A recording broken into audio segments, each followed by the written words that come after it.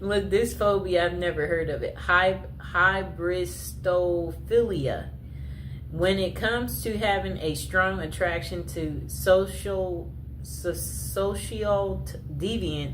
criminals, and prisoners, hybristophilia comes to mind. This is a paraphilia where people are aroused by people who have committed outrageous acts such as cheating and crimes, including the R word and people who are murderers.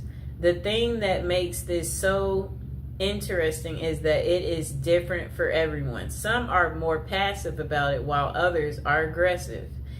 Okay, so it says passive hybristophilia. This is when someone is drawn to criminals but they do not act on it or try to assist them in any way. They may show passion through being an advocate for the prisoners or simply enjoy movies such as OITNB and Prison Break on a deeper level. Whatever that means. I guess that just means you like watching shows that are very criminal. So I guess I can give an example of someone drawn to a criminal. Do you remember that movie called Out of Sight with George Clooney and Jennifer Lopez? Remember Jennifer Lopez in the movie? She was a cop. And George Clooney, he was the criminal. And remember, she got kidnapped by George Clooney. They created a romantic movie out of this situation. And J-Lo, she, had no man in her love life. Very good looking woman, and then here is this criminal that kidnaps you and he's very handsome, okay? And you're just like, I'm finally getting some type of cool excitement, and you're like, look at this criminal. Like, why would I tell on this criminal? I'd never get this level of fascination. That's how J-Lo felt, So, yeah, like at the end of the movie, they were trying to catch him. And the other cops asked her, did you see him? And she kind of like froze, like, because she's wondering, do I tell them? Because she is at work and she is in uniform. She's a cop. And she's like, no. Like, she's not going to rat on him because she fell for the criminal.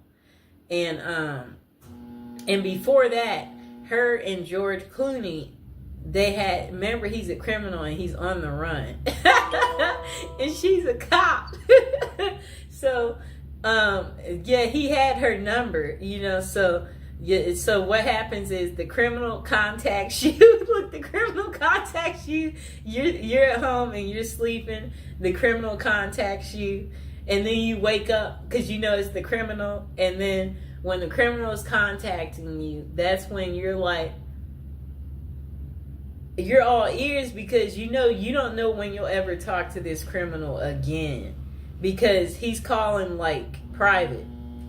And you're enjoying this because you're like, where are you? I haven't heard from you in a while. I'm surprised to hear from you. That's what happened to her. He randomly calls, but she can't call him back because I understand this clearly, especially when you don't want to get caught in some type of way where I'm like, you know what? I want to be friends with that person, but they know this and that, so that could be bad, where you just you have to think about certain things where you're like, it might not be the best to that's kind of what the criminal was feeling because he knows at the end of the day she's a cop and it's her job to bust people like him and put them behind bars. So anyway, they had their secret meetup in the movie. And their secret meetup, where they went out to dinner. They both was just, it was a night to just enjoy one another, talk to each other, clarify, yes, so why haven't I heard from you? And then he's like, well, blah, blah, blah, blah, blah. And then they had their one night of passion. It was unforgettable, I guess. moment. That was her one night of fun. And then that was pretty much the end of it, and then she didn't hear from him anymore. Like, it's like, it was a really, really good movie. Probably one of her best movies. Okay, so look, back to aggressive. The next one's called aggressive hybristophilia. This is where trouble can arise. These are men and women who proactively help the criminal they are attracted to. This means they could lure victims in, cover for criminals, bury bodies, and other severe acts. Bonnie and Clyde are the perfect example of this type. I'm trying to think, do I know of one like this? Where men and women help the criminal they're attracted to. This means they could lure victims in, cover for criminals, bury. Okay, I'm trying to think. That one I can't think of. It's not a fast one that just comes to me. Okay, so why do so many prisoners / criminals in relationships? The answer is quite simple. It is a mixture of hybristophilia, the desire for excitement from their mundane lives, the long distance passion, and the fantasy of it all makes people drawn to that lifestyle. In fact, there are over 40 different websites that cater to prisoner dating, such as meetaninmate.com. And then potential consequences. Though it would be nice to have a happy ending every time, there are significant consequences from dating a known criminal. For example, a book called Dream Lovers: Women Who Marry Men Behind Bars. Jacqueline Wilcox Bailey talks about a real-life incident. Two sisters walked out of their long-term, boring relationships to get with prisoners. When those men were released, one of the sisters was murdered, and the other was beaten and tortured, which sent her supposedly posed lover back to jail. I think they mean prison.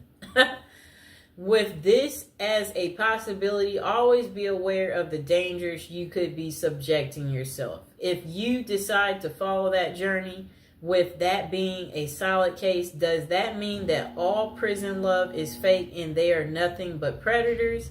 Then they said myth. There is no such thing as true love in prisoners.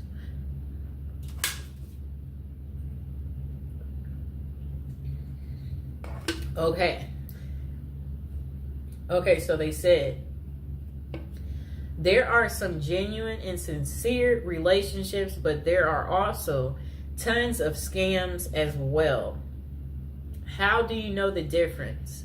If you are reading a letter from someone behind bars and they ask for money in any way, it is likely a scam. Do not fall for it.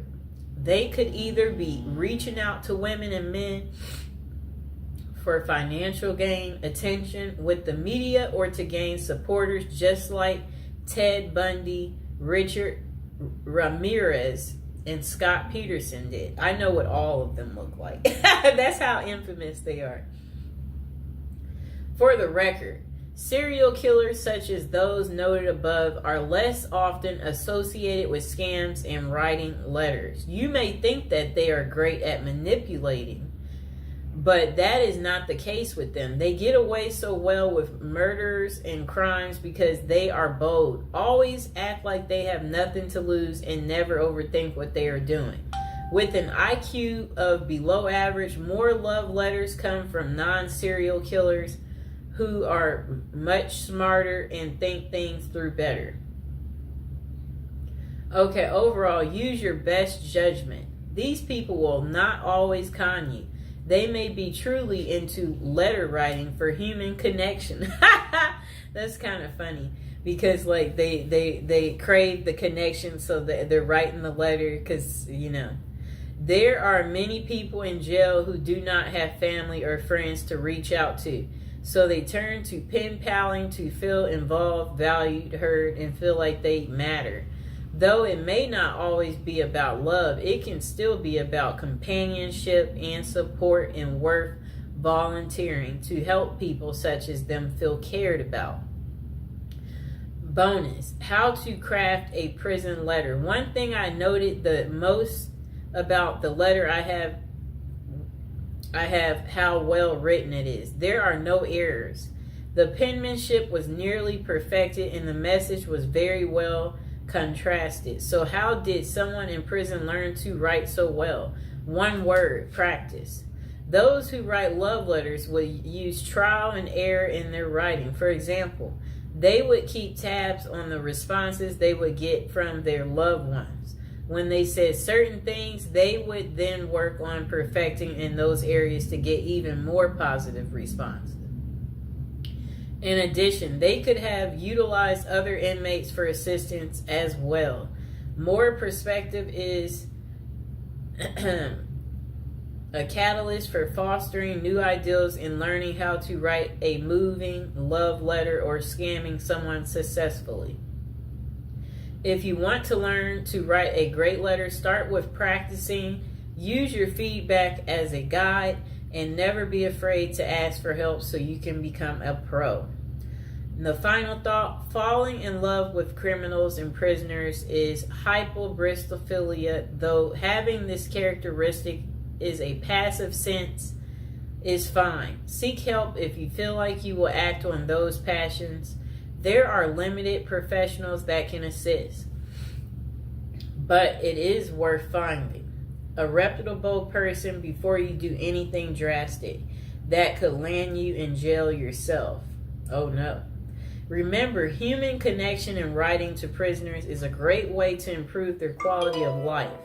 If you are talking to someone who has no one else on their side, keep being a hero to them. But always know the signs and be mindful if they are trying to scam you or not. The last thing you want to do is fall in love with someone behind bars only to find out they were using you for personal gain. At the last word from us, we don't know everything, but we do have an opinion on everything. Oh boy. That was quite interesting, right? Oh boy. That's what I have to say about that. I hope that, now you know why women love men in prison. I hope this has gotten through to you guys, so you get that deep understanding here and you understand that,